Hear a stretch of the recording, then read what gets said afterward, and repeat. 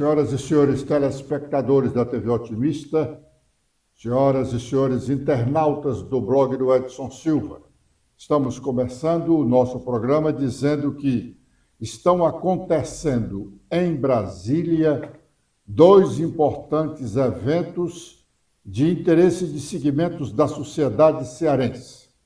O primeiro é a reunião da Comissão de Constituição e Justiça do Senado com a sabatina do desembargador Teodoro Silva Santos, indicado pelo presidente Lula para uma vaga de ministro do Superior Tribunal de Justiça.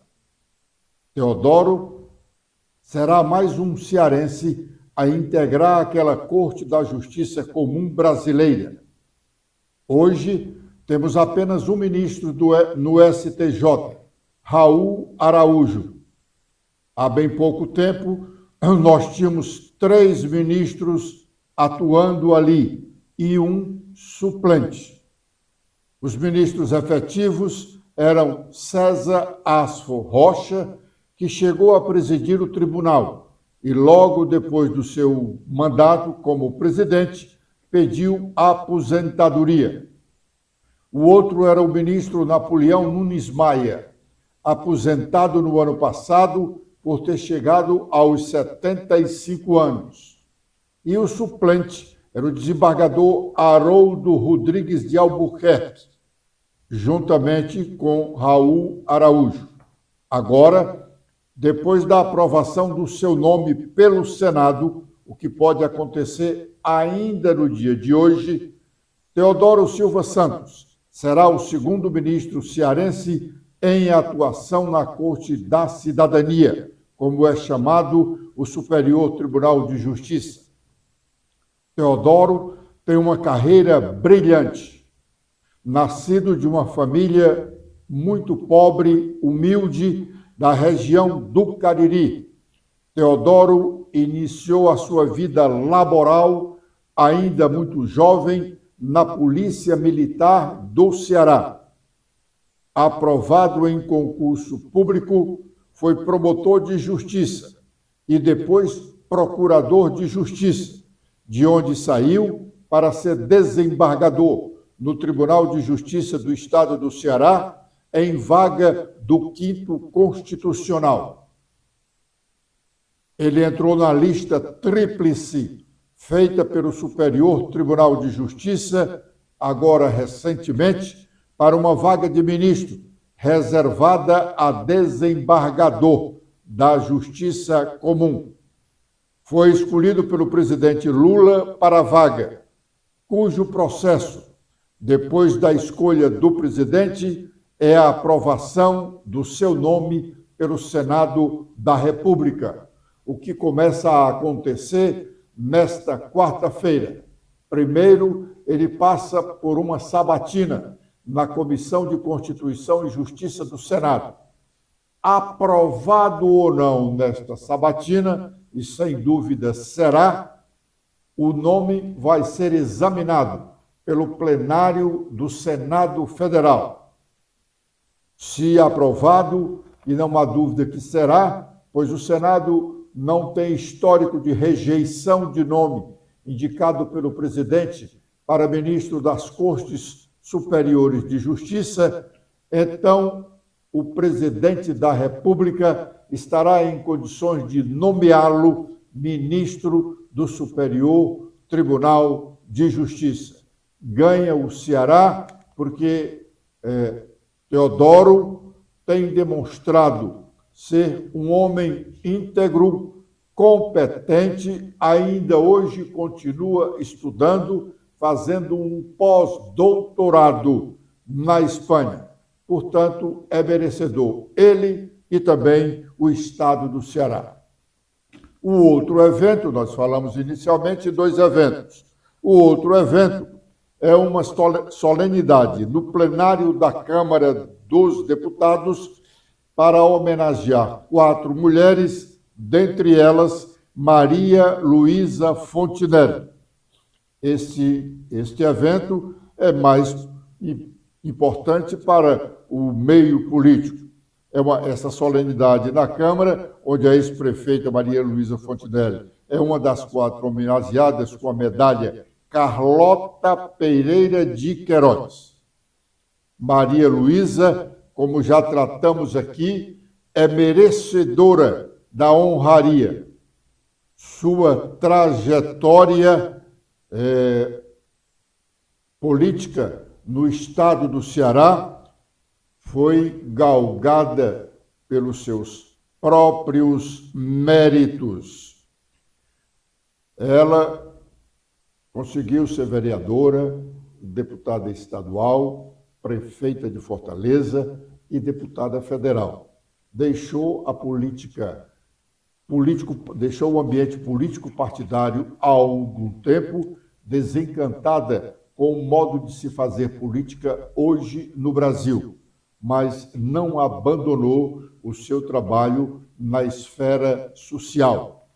Ela venceu todas essas batalhas com mérito próprio, na época em que não se falava em medidas protetoras para as mulheres. Ela venceu na vida comum, venceu na vida político-partidária e venceu na sua vida social plena. Portanto, ela é merecedora da honraria. O ministro da Justiça, Flávio Dino, ao ignorar a convocação da Câmara dos Deputados para participar de uma sessão onde prestaria contas sobre a ação do seu ministério, fechou as portas do Supremo Tribunal Federal para ele próprio. Ele, que é um dos nomes cogitados para preencher a vaga aberta com a aposentadoria da ministra Rosa Weber. O ministro Flávio Dino tinha obrigação, é da lei, obrigação, o ministro tem obrigação de atender à convocação, o que é bem diferente de um convite. Geralmente, os ministros participam de eventos nas comissões técnicas do Senado ou da Câmara, atendendo a convite. Quando ele cria dificuldade para atender o convite, aí não. Os deputados ou os senadores convocam-os para participarem dessas reuniões. A não convocação é considerado um crime. Por isso é que dizemos aqui que o ministro fechou as portas para ele próprio para ingressar no Supremo Tribunal Federal. O Senado da República aprovou ontem à noite mudanças na lei de cotas para estudantes ingressarem nas universidades. Com a mudança, quem se inscrever como cotista concorrerá também no cômputo geral, ou seja, os cotistas, os candidatos a cotistas, participarão na disputa de vagas das universidades em igualdade de condições com todos os demais candidatos. Mas, se eles não alcançarem a nota necessária para garantir a vaga, terão uma segunda opção, que é a disputa somente com os que se candidataram como cotistas. Olá, internautas do blog do Edson Silva. O Senado destaca que o plenário aprovou nesta última terça-feira o projeto que reformula e amplia o sistema de cotas no ensino federal. O PL 5.384/2020 prevê que, entre outras mudanças, os candidatos cotistas passarão a concorrer também nas vagas gerais e apenas se não conseguirem nota para ingresso, concorrerão às vagas reservadas. Além de aprimorar a política de cotas para ingresso nos estabelecimentos federais de ensino superior ou de ensino médio técnico, o texto altera critérios socioeconômicos que levam em conta a renda e a formação em escola pública e insere os quilombolas entre os beneficiados pelas reservas de vagas, que já inclui pretos, pardos, indígenas e pessoas com deficiência. O texto agora segue para a sanção presidencial. O projeto da deputada Maria do Rosário, do PT, foi relatado pelo senador Paulo Paim, também do PT, que manteve o texto aprovado na Câmara dos Deputados e rejeitou 8 emendas apresentadas em plenário à preposição. Qualquer alteração faria com que a proposta retornasse à Câmara dos Deputados e a nova política de cotas não poderia ser aplicada pelo Ministério da Educação a partir de 1º de janeiro de 2024. Bom, agora é o momento de fazermos o nosso primeiro intervalo e já estaremos de volta com a sequência do nosso programa.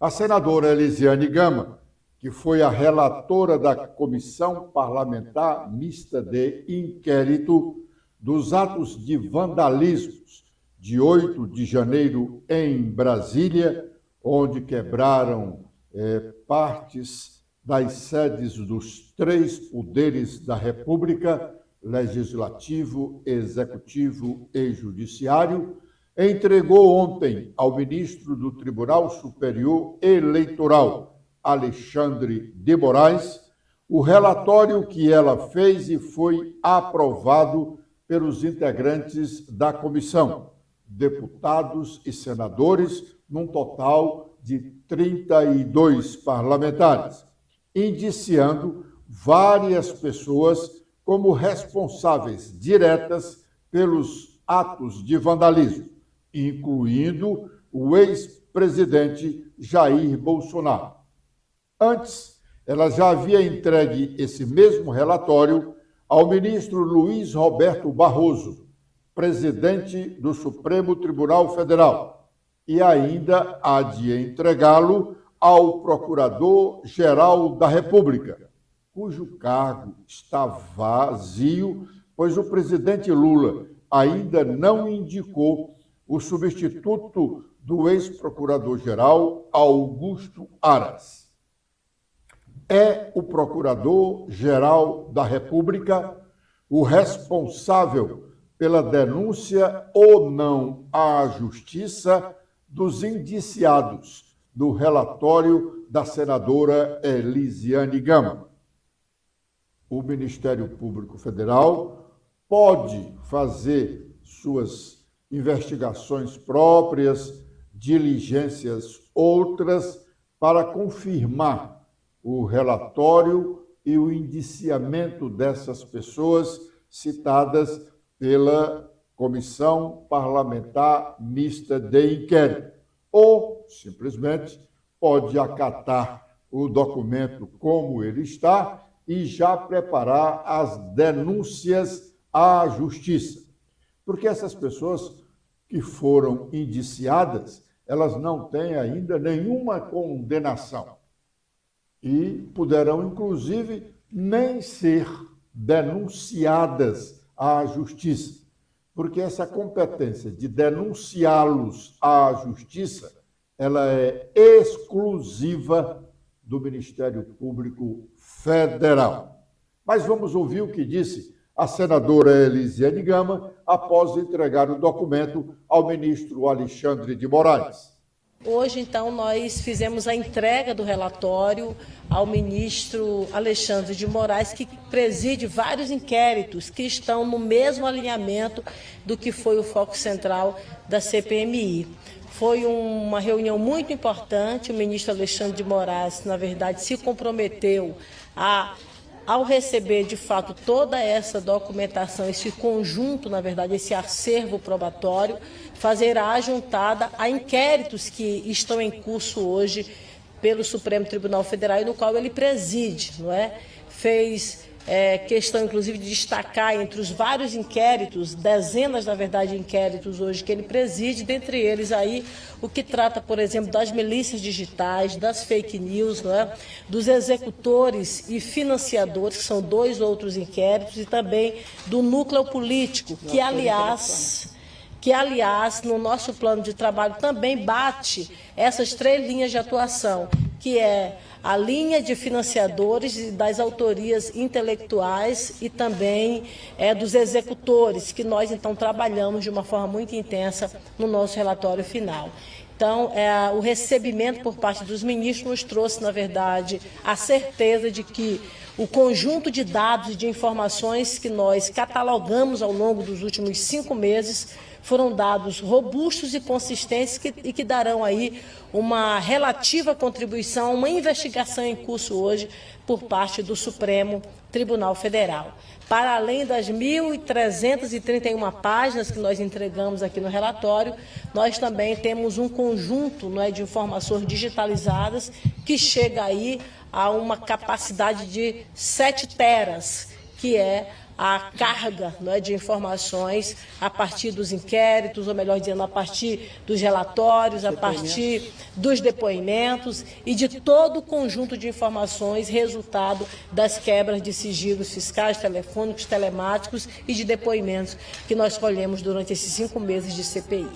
Bom, agora é o momento de sabermos quais as nossas manchetes. Letícia.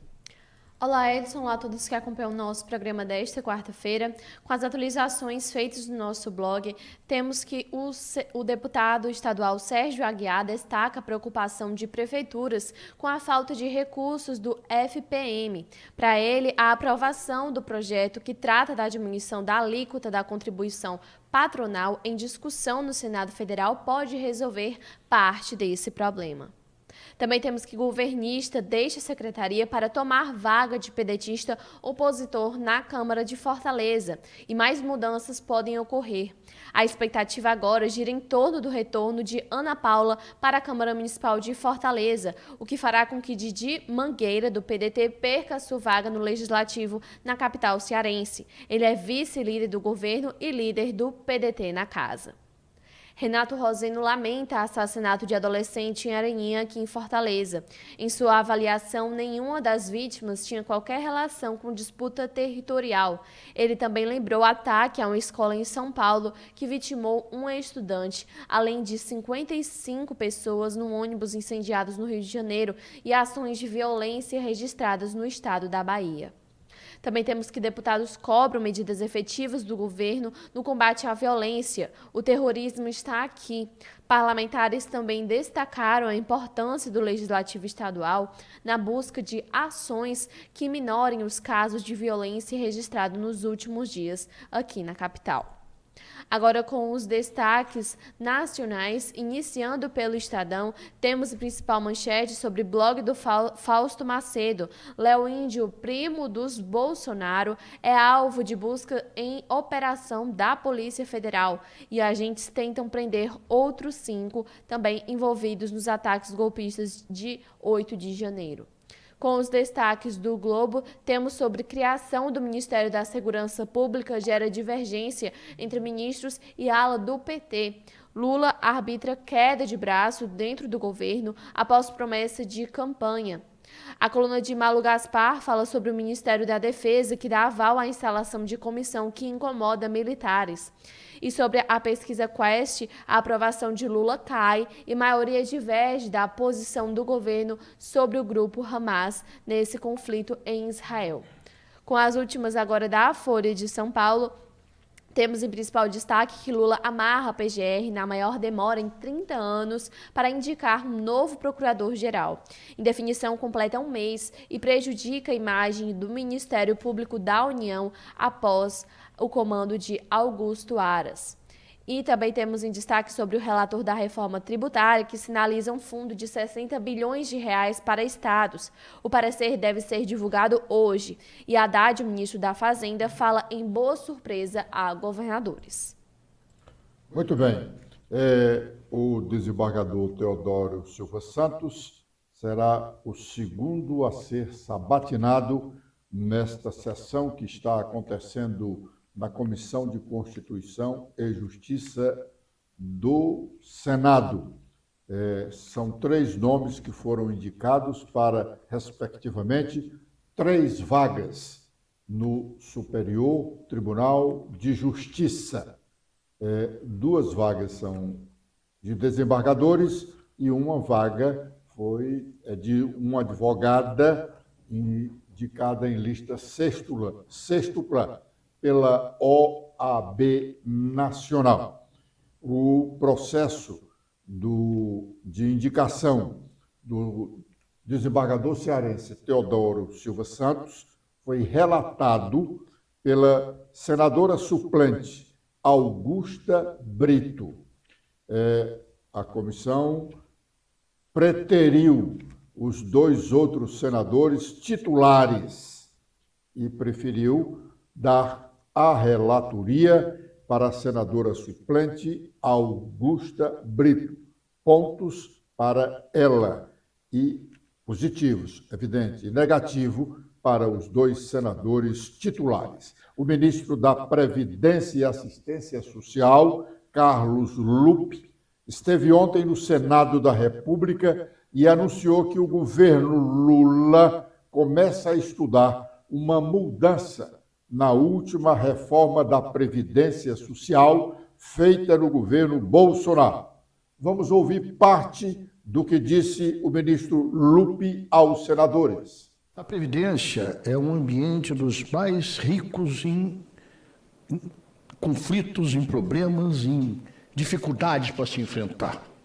Quero confessar ao amigo e senhores senadores que, ao assumir a Previdência Social, não só a nossa bancada, como eu próprio, tínhamos grandes preocupações no desenvolver desse trabalho pelos gigantescos problemas que nós estávamos por enfrentar. Além da Previdência Social, ao longo dos últimos anos, ter sido subalternizada, a Previdência era uma secretaria dentro do Ministério da Economia.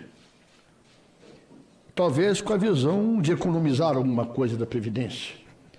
Quando a gente sabe que a Previdência, os benefícios da Previdência são obrigatórios constitucionalmente.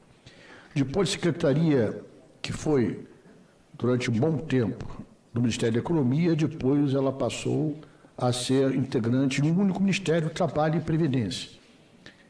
E pela primeira vez isso ocorreu desde a sua criação. Já é centenária a Previdência, tem um papel, no meu ponto de vista, é o mais importante programa social contínuo, permanente, das Américas e um dos maiores do mundo. A gente está com muita vontade de acertar. E eu quero viver um novo patamar em 2024. Humanização. Eu quero chegar ao final de 2024, viu, Stefano, para 80% da plataforma do INSS. Não é substituir o funcionário para a plataforma, é facilitar o acesso das pessoas através da plataforma. Na verdade, você tem um contingente muito aquém do necessário na área da Secretaria do Regime Geral da Previdência Social. Estamos, inclusive, pedimos já, está na mão da ministra Esther, que deve preparar para o ano que vem um concurso para mais cerca de 1.500 médicos peritos, principalmente, que é a nossa grande deficiência, no Nordeste do Brasil. Muito bem. Agora é o momento de chamarmos o nosso segundo intervalo. E já estaremos de volta com a parte final do nosso programa.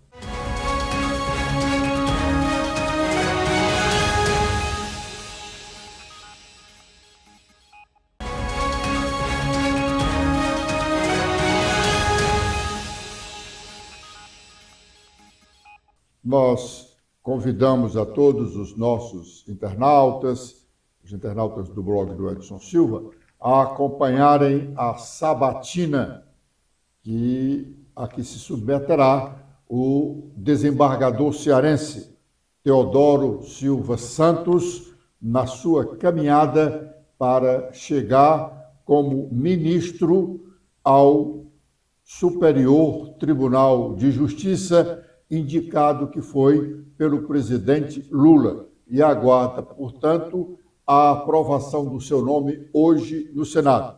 Nós vamos transmitir toda a sabatina nos nossos canais aqui da internet do desembargador cearense Teodoro Silva Santos. Com esta informação, nós estamos encerrando o nosso programa de hoje, agradecendo a honrosa audiência e prometendo estar de volta amanhã neste horário. Letícia. Eu também faço meus agradecimentos a todos que acompanharam o nosso programa de hoje. Espero revê-los amanhã.